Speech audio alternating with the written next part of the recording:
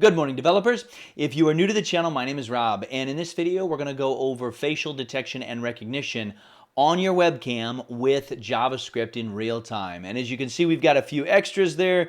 We've got a facial detection percentage, gender, age, and then expression. Try and jump out of the way. Real happy, real sad. Let's get to it. We're going to start off at GitHub. Please come to this link. It will be in the description. My username is Robert Bunch, and then this is the repo face-api.js-starter. I want you to download this code however you get code from GitHub. If you're new here, you can click on the green button and choose download zip, and that will download all of the files. I have used this repository for another video where we just do images. We don't do the webcam. If you're looking for more detail about how facial detection works or what landmark detection is, all of that stuff, I do a lot of drawing on the board, and I will link that video in the description as well. I'll still explain why we are doing everything that we're doing, but if you're wanting a little bit more, that would be the right place to go to. As you can tell from the name of the repository, we're going to use face-api.js, and I'll pull that page up here. This is the GitHub page. If we scroll down a little bit, you can see this is kind of the documentation, but not really. I don't think it's trying to be documentation. It's not necessarily structured that way, but this can be really useful to look at. You don't need any of the files. I have pulled out specifically what we need. There's a lot of extra there that we don't. Again, please pull this down. You can ignore these images down here. We will need this code here in just a second. I've got loading the 4 primary models. So again, please download this code, open up the folder in your code editor, and I will meet you back here. I am using Visual Studio Code. It's pretty much going to be all front end with the exception of one file, server.js. I strongly suggest that you use a Node.js server because we are going to pull get user media from the navigator object. And that almost always, even on localhost, unless you jump through a bunch of hoops, requires you to be running on an HTTPS connection. So that's something that we're going to have to deal with. This just makes it a lot easier and more uniform because it will certainly work for you. Talking through the file structure real quick, we've got server.js. We're going to build a basic express server. So that's what these 2 lines are. We're going to serve everything in public at port 5000. So when we run this code here in just a second, or run this server.js file, we'll go to localhost 5000, and if we hop over to our file structure, everything in public will be available at port 5000. What is in here? Well, index.html, we're going to make a couple subtle changes to. There is an image here. We're going to change that to a video tag, but it is loading faceapi.min.js. That is, if we open up faceapi.min.js, the minified version of our library. So this is FaceAPI. Back over to GitHub quick. It is what this thing is. So under dist, you can go look at it if you want to. I can't stand looking at minified files, but that is where I got that. Closing that one down, back to our index.html. We're also loading up scripts.js. That again is inside of public, and this is where pretty much all of our work is going to happen. We have a function called run that is async, so we can do await stuff in here. The first thing we're going to need to do is load our models. And the models are in the models folder. You can look at these. They are binary for the most part. This is the machine learning, the training that has already happened on how facial detection works, using math to basically determine where the points are at on your face, when you move. All of that stuff are in these various models. Back over to the FaceAPI page, if I scroll down, there is an available models link. If you want to read about them, they are all listed here, what each one of them does and why it's there. Again, I have a video that breaks it down, and I think that's a more useful way to learn for most people, so check that out if you're wanting to know what they are. But that covers us for the models. And if I open up package.json, you'll see here the only dependency we have is express. So we're going to go to the terminal. Again, I am using Visual Studio Code.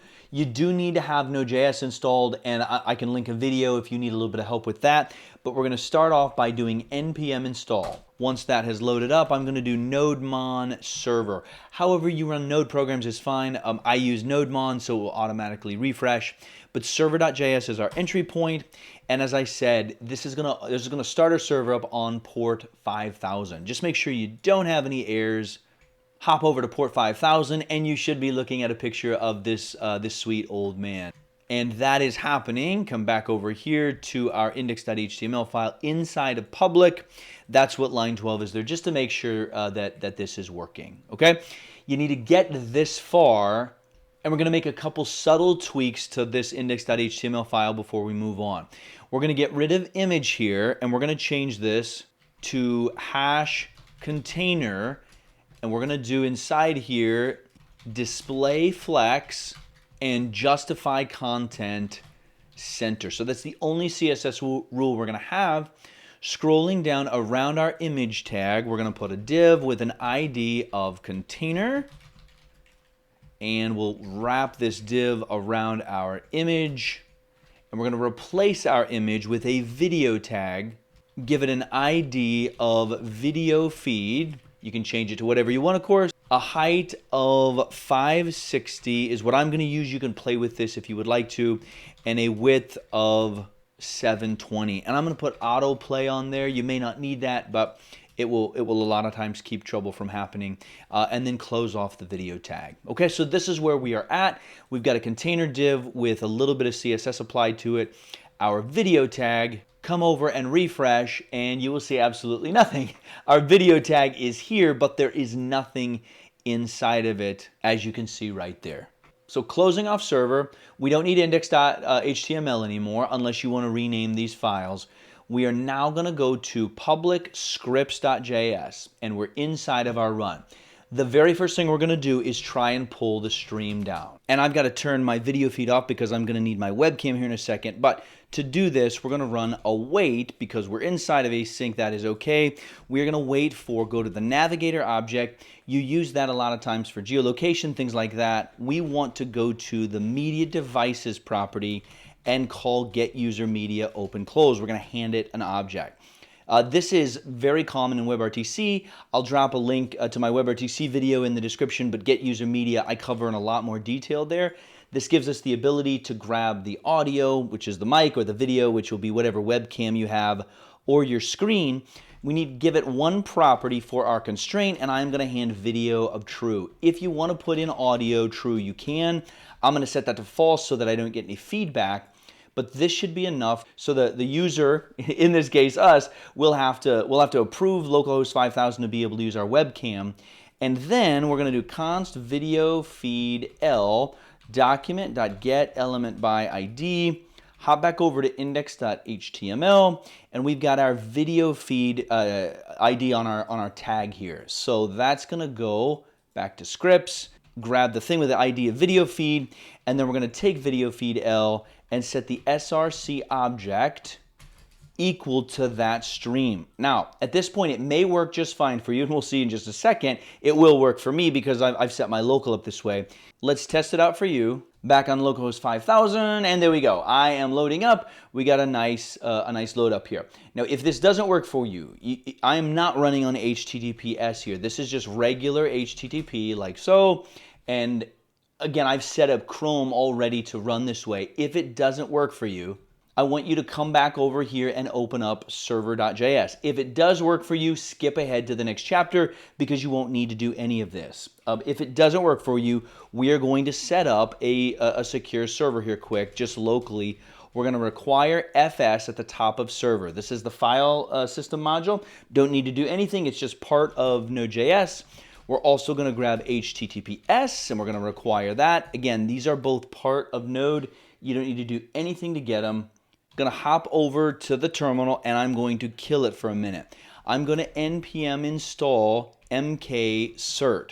So if you haven't used this before, mkcert allows you to create certificates, and in this case, we are going to self-sign them. Once it has finished installing, we're going to do mkcert create-ca. This will make a certificate authority for us. So I'm going to hit enter. Once that's done, we run mkcert create-cert. Now that we have a certificate authority, we can actually create the certificate. And with that, I'm going to fire server.js back up.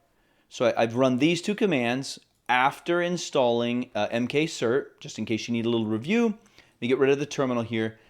Open up the file structure. You should now see inside of your main folder these four files: ca.cert, ca.key, cert.crt, and cert.key. These are the hashes for our self-assigned certificates. I don't like them at the top level, so I'm going to create a folder called certs, and I'm going to drag them inside of that folder. Okay, so we've got these four certificates in our server.js. Before we make our app, we're going to do a const key equals fs, so that's the module we required up here. So we're going to read from the file structure. We're going to do read file sync, and we're going to go to /certs and grab cert.key. So that is where our key is. Right below that, we'll do const cert equals, I'm going to copy this whole line here and change this from cert.key to cert.crt. These two files, because we're reading them synchronously, if you want to read them async, you can, but it's much simpler this way for our purposes. We're going to make another const, we'll call it secure express equals https.createServer. We will hand it an object, and that object is going to contain our key and our cert like so. We'll hand it a second parameter, which will be our app, and it looks like I need to put line 11 above that. Okay, so here is our progression. We read in our key, we read in our certificate, we make our Express app by invoking Express, and we store that inside of app. Express is up here on line 4. And then on line 8, we make it a secure Express server by going https.createServer. We hand it two parameters. The first one is an object with our key and our cert, and the second one is our Express app. And now down below, instead of app.listen on port 5000, we will use our secure Express server on port 5000. Make sure you don't have any errors over in your terminal. Let's come back over, fire it up. It should not work on port 5000 anymore without HTTPS anymore because that port is not open. If we go to HTTPS, it'll say, hey, your connection is not private. That's because we just made this certificate. If you want to move forward, you have to proceed. It will say, hey, it wants to use your camera afresh. If I choose allow, we are back to where we were. Okay, so it says not secure. Again, that's because we have a bogus certificate. That's again because we just made it, but this will allow us to work locally without having to do anything fancy. And with that, we are ready to pretty much focus on the FaceAPI stuff. Back over to the GitHub repo, the starter files. I mentioned this. We have this loading the 4 primary models. I want you to copy these lines here, however you do. Come back over here. We have this comment up here. We need to load our models below our stream. I'm going to paste that in, and I think I'll drag that comment down there just so that it is right there. So we've got our stream with get user media. We have loaded it into our video element, and we're going to run await promise.all. This means we're going to hand it a bunch of promises, an array of promises. This is the first one. So go out and load from the models directory the SSD MobileNet v1 model. Do the same thing with face landmark, face recognition, and age gender net. We're going to add one more in here, so make sure you've got a comma at the end, and we'll do faceapi.net.faceExpression net dot, and then the rest of it is the same load from URI tick./models. You don't have to include this one, but if you want to be able to see what expression it thinks you are making, you'll need that. So these 5 models, as I mentioned, you can go to the FaceAPI docs or you can watch my other video, kind of go over what all of these are doing. These are pretty obvious, right? I just mentioned face expression, the age and gender. When we get there, if you want it to guess either of those, face recognition is going to be the ability to match one face against another. So using math to determine, are these the same face? Face landmark and then the SS mobile, that's going to be more for facial detection. That's all we need to say about those right now, but these are the models, and I'll put that note in there. Pre-trained machine learning for our facial recognition. I'll put detection actually, and then the recognition comes second. Okay, so we've got our models. What do we do with them? Well, the first thing we're going to do is grab our canvas. So back over to index.html, we've got up top here a canvas element with an ID of canvas. If you haven't used canvas before, it's pretty much how you draw stuff using JavaScript. That is how we're going to draw those lines, put the points on the face, make the text and all of that. So we need to grab that thing. So the first thing is do const canvas equals document dot get element by ID, grab the thing with the ID of canvas, and we need to put it in the right place. So we're going to do canvas.style.left and set that equal to our video feed L dot offset left. I'm going to copy this whole line, and we're going to change this to top, and over here it will be offset top. Again, what this will do is we'll take the canvas wherever it was on the page, it'll be in the very top left corner, it's going to set it on top of our video feed element, which is where our video feed is. If you don't do this, the facial recognition part is going to be up in the top left corner of the screen where the canvas is at, and of course we don't want that. We're also going to set canvas.height equal to the video feed L.height, and we will do the exact same thing with the width. That will guarantee that they are in the same place and they are the same size. So I can make that note quick. Make the canvas the same size and in the same location as our video feed. Now, this is the big part here. So facial detection with points. You can do this however often you want to. Everything will depend on your app. I'm going to do a set interval, and I'm going to run this every 200 milliseconds. You can adjust it. You can go every 1 second. You could go every 10 milliseconds, whatever it is. But we're going to keep checking the video feed for where the face is at. Now, applications for this has been like, I will check for a face, I'll recognize it, and I'll log the time, and then maybe I'll check again in 15 seconds. And if that person is still there, then that has been a continuous 10 seconds. And that's a way to kind of keep track of how long a given person is in a call or whatever. We're just doing, for demo purposes, we're going to check often, which is what's going to keep the drawing real time. So the first thing we're going to do is get the video feed and hand it to detect all faces method. So this is part of the Face API. We'll make a variable called FaceAPI data. So these are going to be the points, and we can look at them in a second. But we're going to drop in here another await, and keep in mind, this is going to run on a 200 millisecond interval, so they might overlap. You'd have to think through how you want to do this. But before the rest of our code can run, we have to have these data points. FaceAPI.detect all faces, and we're going to hand it our video feed L. And you can see await there is red. Inside of our set interval, we're going to need to put async on that. So here's our set interval. An async function runs from here to here every 200 milliseconds. Let face AI data and then go and grab this. Now we're going to need to chain some stuff onto the end, and this is going to feel like a lot. And you can use whatever you want here. We're going to do with face landmarks.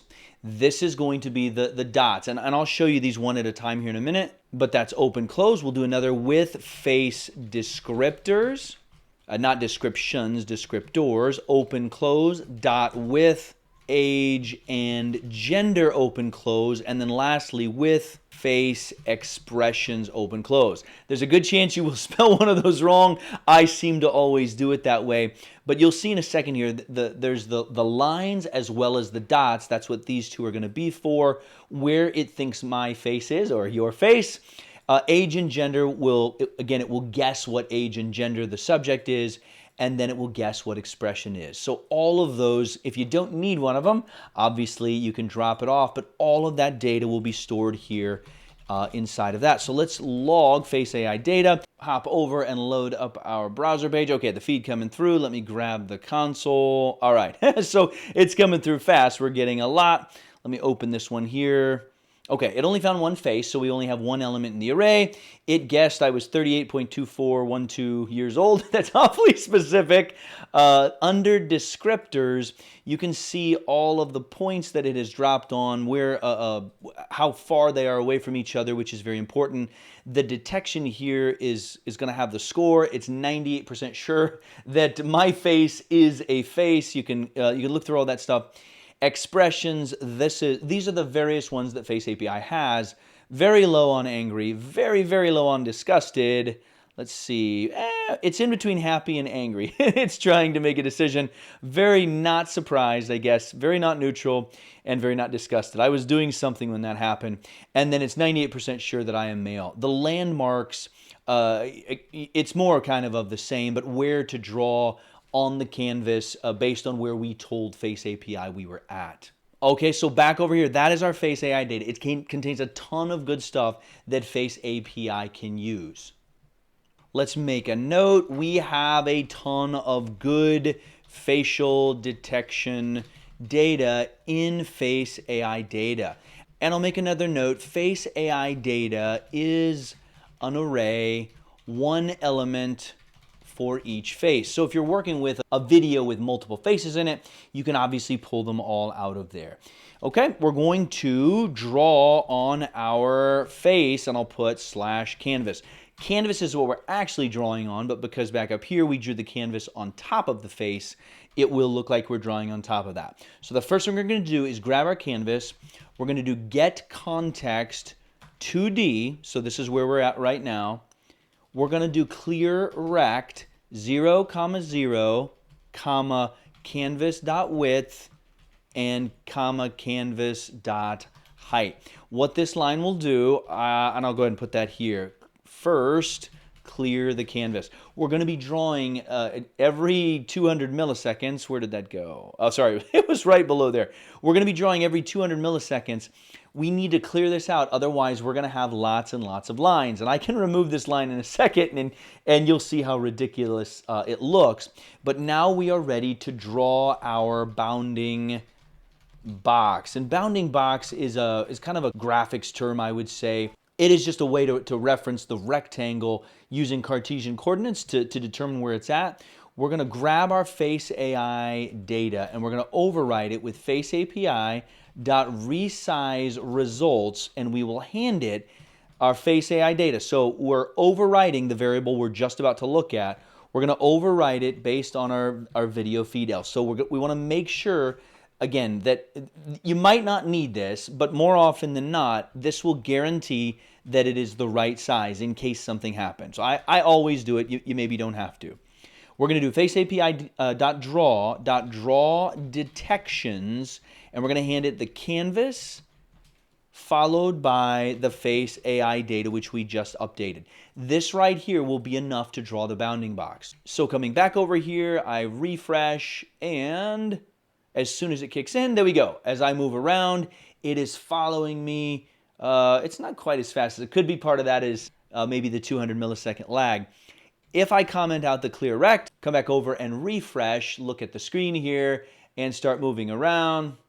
Okay, that's why we have to have that clear rect. I can't stand to look at that, although I guess it is kind of funny. That is why you need this one in here, okay? This draws the bounding box or the determining factor where it thinks all of the faces are. I only have one face, so I only get drawn once. We're going to go back to FaceAPI. We're going to draw face landmarks, open, close, and we're going to hand it once again canvas and FaceAI data. Remember, we had a ton of FaceAI data. It had all of that stuff in there. Going to refresh.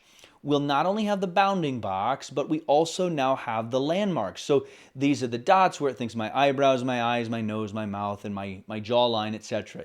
Okay, so that is that one, and you can comment out the face detections if you want. Come back over if you only wanted to see the landmarks.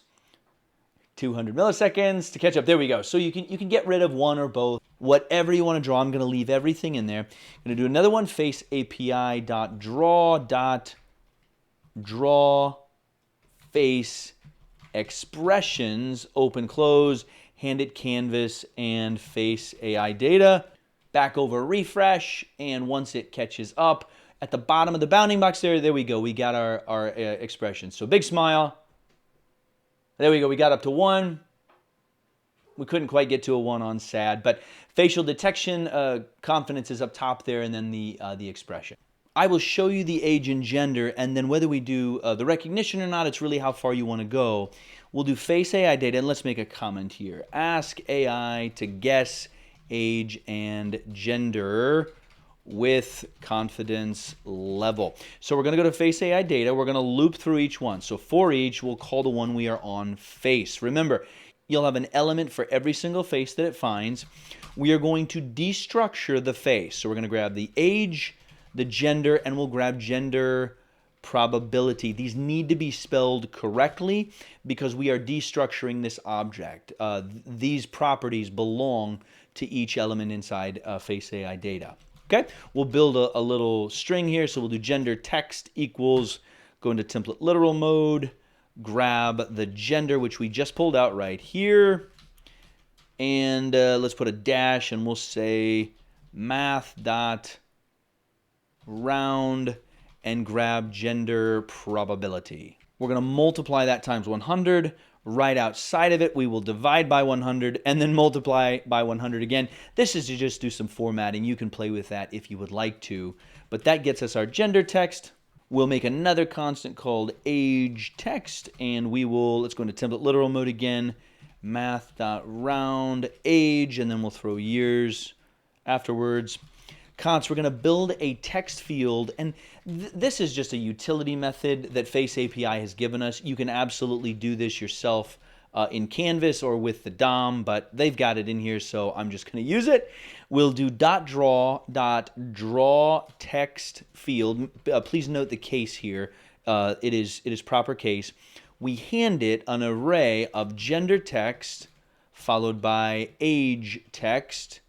That is what we want to draw, and then the second parameter is where we want to draw it. So we'll do face.detection.box.top right. So I'm asking FaceAPI to take the face. What face? Well, the face we are on in our FaceAI data. You can go back and look at that, look at all the properties and stuff. But grab the detection, grab the box, and put this at the very top right. And now we take that text field and do a .draw on the canvas. So there we go. Again, pretty much just helper methods all along here. The draw text field. It just makes working with Canvas easier. Back over and refresh, and if all goes well, we should see some text. There we go. Male. Oh dear, I have done something drastic. Oh, that's the confidence level. It's in the 90s on my gender, and it bounces around between 30 and 40. It looks like this part you already saw. To show you briefly how to do some facial recognition, it is a little bit tricky because the way facial recognition works is we do detection first, which we've already accomplished. Facial recognition, though, means you need a reference image. So you need a picture from somewhere of all the known subjects. And then you can loop through the video feed that we've got here. So we've got our FaceAI data. And we can check against the reference image to see, is this person the person in the video, or vice versa, however you want to say it. Well, back over to the GitHub repo, I have a couple pictures here. I'm sorry if you don't like Cristiano Ronaldo or Elon Musk. I've got a couple of Michael Jordan here. They were three of the most recognizable faces in the world, according to the web when I looked, so that's why I included them. Michael Jordan here, I'm going to use this image, and above our set interval, so below our canvas, I'm going to paste in 2 lines here.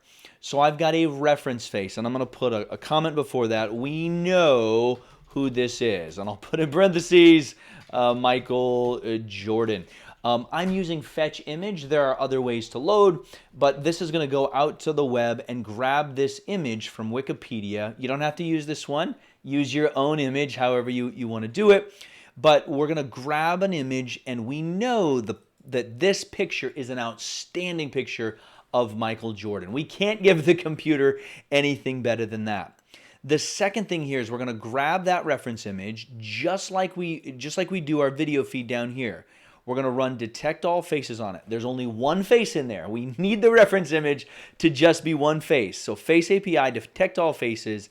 Instead of the video feed, it'll be the good image, and then I grab landmarks and face descriptors. We don't care about age, gender, and expression for a reference image. Okay, so we got those 2 things. This is our facial recognition reference. I'll put in, let's do all caps, our facial recognition data. You might think about this like if you see a spy movie or something, and the KGB or the CIA or MI6, whoever, has a whole bunch of images on the left-hand side, and on the right they've got a video rolling, and they're cycling through all the images. That right here is what we are doing. We have a bunch of images. We only have one, but maybe you had a whole bunch, and we're going to loop through them and see if any of them are the one in the picture, okay? Now we need to drop in here another let. We're going to make a face matcher. And this is a new, so we're going to instantiate an object here. So a new FaceAPI.face matcher, proper case, and we're going to hand it the reference AI data that we just got. So one more time, this is the image that I'm getting from the internet, but you could get it from your hard drive. These are the data points with descriptors, landmarks, the math. Now we're creating a face matcher, which is FaceAPI's really fast way of checking two faces against each other to see what the probability is. Okay, we're going to use this, scroll down, inside of our set interval, inside of our for each here. So we're looping through the faces in our video feed. We're going to add two new properties to our face here. We're going to add detection and descriptor. Make sure those are spelled right because we are destructuring them from face. Going to come down to the bottom. I'm going to leave all that other stuff there, so we'll still have everything we had before, but we're going to make a label, and the label is going to come from our face matcher dot find best match open close. We're going to hand it the descriptor. So up above we made a face matcher from our reference image. We know that this is Michael Jordan. Run through all of the matches, find the best match from the descriptor which we're pulling from this face. We'll throw at the end dot toString open close. Let's console.log the label just to see what it is. I don't remember what data type this is before you convert it to a string. I want to say maybe it's an object. Let's hop over and refresh, get the feed. Let's take a look at the console. Okay, so it's coming through unknown, and it is, 80% I think is actually quite high for facial recognition on FaceAPI, but it doesn't know who I am with 80% certainty. I'm not sure what we're supposed to do with that, but let's comment that out. We're going to do a let options equal, and we'll make an object, we'll say a label of Jordan, because we know if there's a match that this is Jordan. If the label dot includes the word unknown, and it obviously did a second ago, then we're going to change options to be simply label, and I'll put unknown subject. So kind of spy movie type stuff. If it's not unknown, then we have a match against Michael Jordan's face. Again, mine's never going to be Michael Jordan, but I'll go ahead and throw in here const. This we're going to do draw box this time instead of text box. You can call it whatever you want, but new FaceAPI.draw, capital draw box. We're going to hand it detection.box just like we did before, and our options, and then we'll take our draw box dot draw and hand it the canvas. So if we hop over, this is going to overwrite the probability we had back at the top. So here I am. There we go. We get unknown subject because I do not look like Michael Jordan, at least enough to make Face API happy. So there you go. That is facial recognition and facial detection with Face API on a live webcam. What you do with it here is entirely up to you. Again, it's going to be a combination of just your imagination. What images do you have? Do you have other video that you want to compare, pull images out, etc.? Thank you so much for watching. I will see you next time.